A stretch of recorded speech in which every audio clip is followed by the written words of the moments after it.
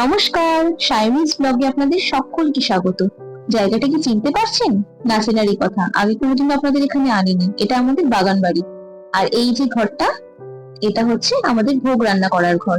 আমাদের বাড়িতে তো অষ্টম প্রহর হয়, সেই অষ্টম প্রহরে যত ভোগ রান্না করা হয়, যত পুজোর জোগাড় হয়, সব আমাদের এই ঘরেই হয়। আর এই যে বাসনগুলো, এগুলো সব আমাদের ভোগ রান্না করার বাসন। এই দেখুন, গঙ্গার জলের জার, পুজোর অন্যান্য সামগ্রী, সমস্ত কিছু এখানে রয়েছে।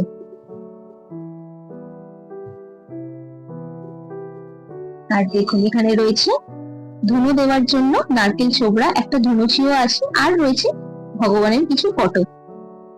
আপনারা ভাবছেন তো হঠাৎ করে এই ঘরে কেন আপনাদেরকে আজকে নিয়ে আসলাম, আর এই ভোগ রান্নার তোড়জোড়ি বা কিসের জন্য?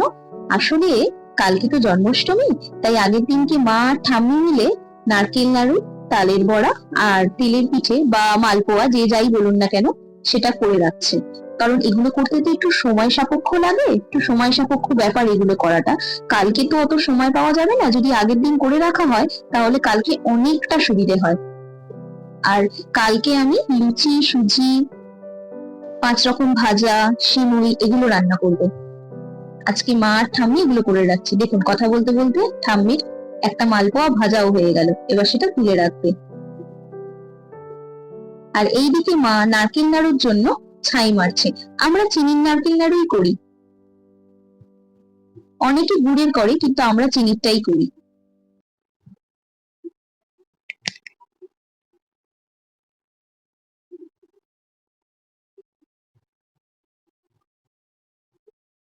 ভোগের জোগাড় খুব জোরদার চলছে।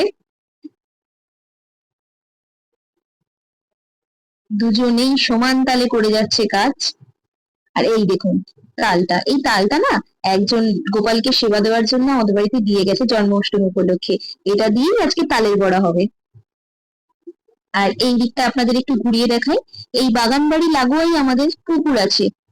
এই পুকুরটাতে যদিও এতটা কচুরিপানা থাকে না, কিন্তু যেহেতু বর্ষাকাল তো, আর কচুরিপানা গুলো পরিষ্কারও করা হয়নি, তাই খুব বেড়ে গেছে পুকুরের কচুরিপানা। আর এত বৃষ্টি হচ্ছে, জলটা দেখেছেন, পুরো একদম উপরে উঠে এসছে। একটা ঘাটও আর দেখা যাচ্ছে না, সব কটা ঘাট বুড়ে গেছে।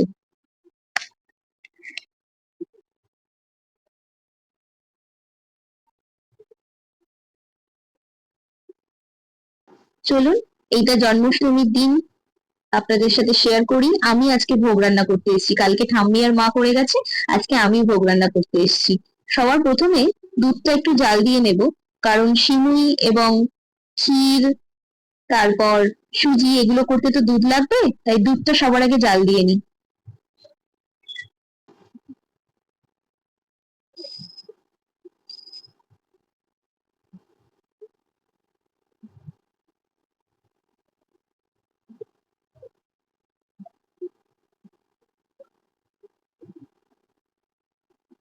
দুধটা ফুটে গেছে, এবার আর কিছুক্ষণ একটু ফুটিয়ে বা জাল দিয়ে নামিয়ে নেব। এবার চলুন ভাজার জন্য সবজিগুলো কেটে নিই। সবার প্রথমে আলুটা কেটে নিই। আমি আজকে 3 রকমই ভাজবো, আলু, পটল আর বেগুন। সেগুলো কেটে নিয়ে চলুন।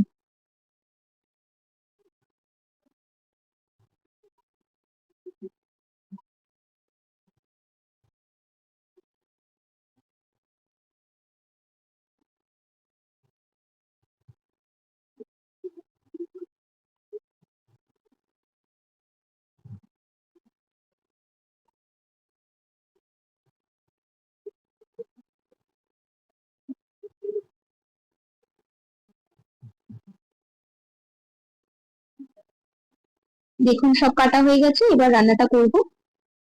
3 রকম ভাজা তো আমার করা হয়ে গেছে। এবার লুচির জন্য ময়দাটা মেখে ফেলি। সবার প্রথমে একটা গামলায় আমি ময়দা নিয়ে নিচ্ছি। এবার আমি ময়দাতে ঘি দিয়ে ময়ন দেব, তাই ঘি নিয়ে নিলাম।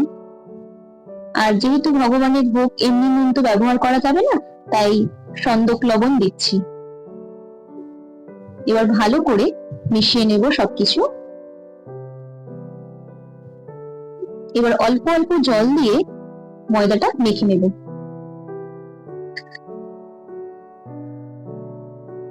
দেখুন, একটা ডো তৈরি হয়ে গেছে। এবারে ভালো করে ঠেসে ঠেসে ময়দাটাকে নরম করে নেব। ব্যাস, ময়দা মাখা রেডি। এবার রেস্টে রেখে তারপর লুচিগুলো করে নেব। আর আমি যতক্ষণ ভোগ রান্না করছিলাম ততক্ষণ আমার বোন দেখুন কি সুন্দর ঘরের পুজোটা দিয়ে নিয়েছে। কি সুন্দর করে বাটাগুলো সাজিয়েছে দেখুন। একটু তাড়াহুড়ো থাকার কারণে আপনাদের সঙ্গে ভোগ রান্নাটা শেয়ার করতে পারিনি। আমার ভোগ রান্না হয়ে গেছে আর আমি ভগবানকে নিবেদনও করে দিয়েছি। আর এখন আরতি করছি।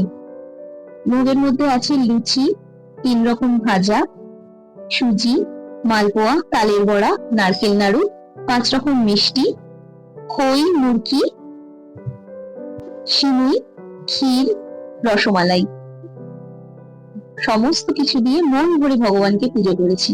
এইবার প্রসাদ দেওয়ার পালা। চলুন সবার জন্য প্রসাদের প্লেটটা সাজাই। এবার সবাইকে প্রসাদ দিয়ে তারপর আমি কিছু মুখে দেব।